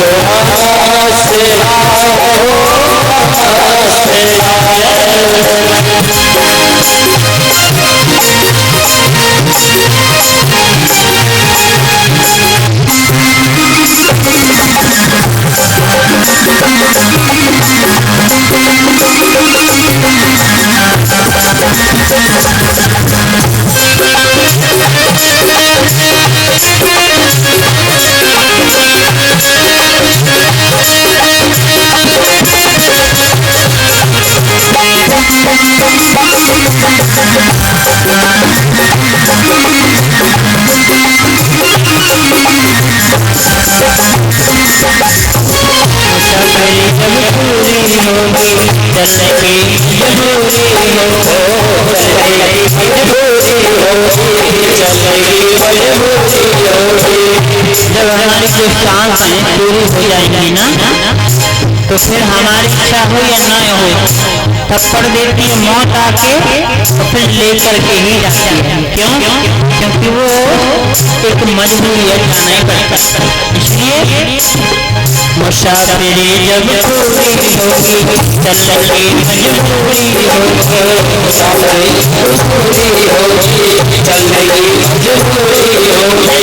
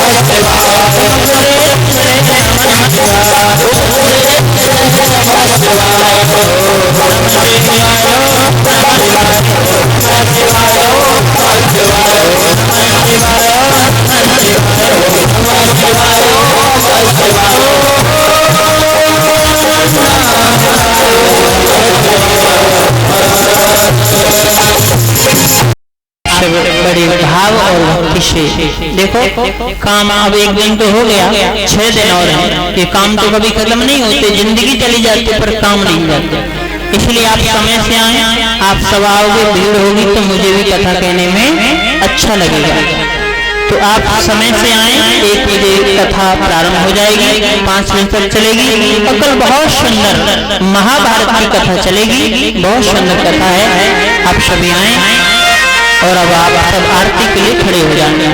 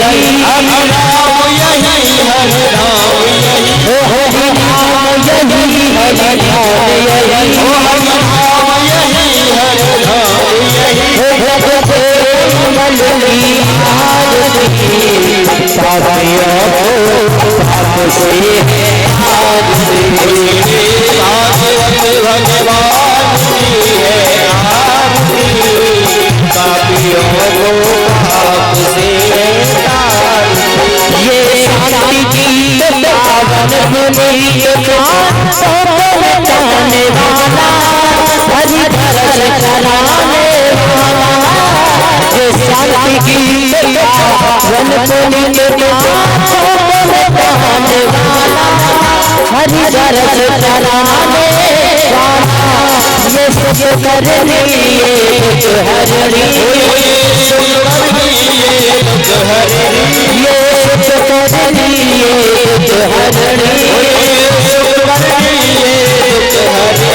श्री मधुसूदन की आरती, पापियों को पाप से आरती, भगवान की है आरती, पापियों को पाप से आरती। ये संत तोल सन मार्ग बजाने वाला, बनाने वाला, ये जग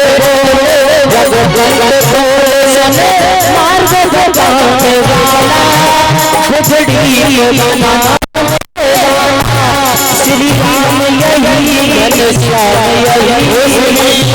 यही, घनश्याम यही, श्री राम यही घनश्याम यही, घनश्याम यही, पापियों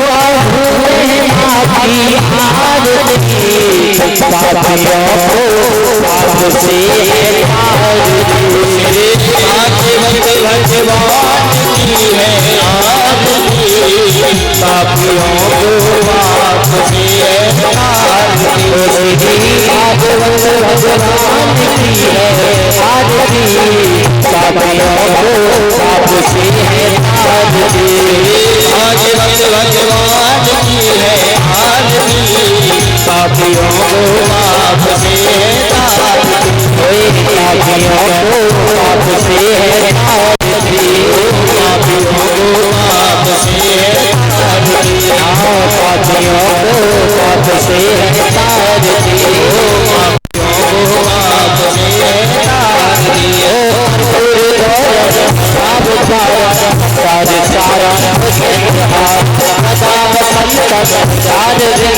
पापियों को पाप से आरती, भवानी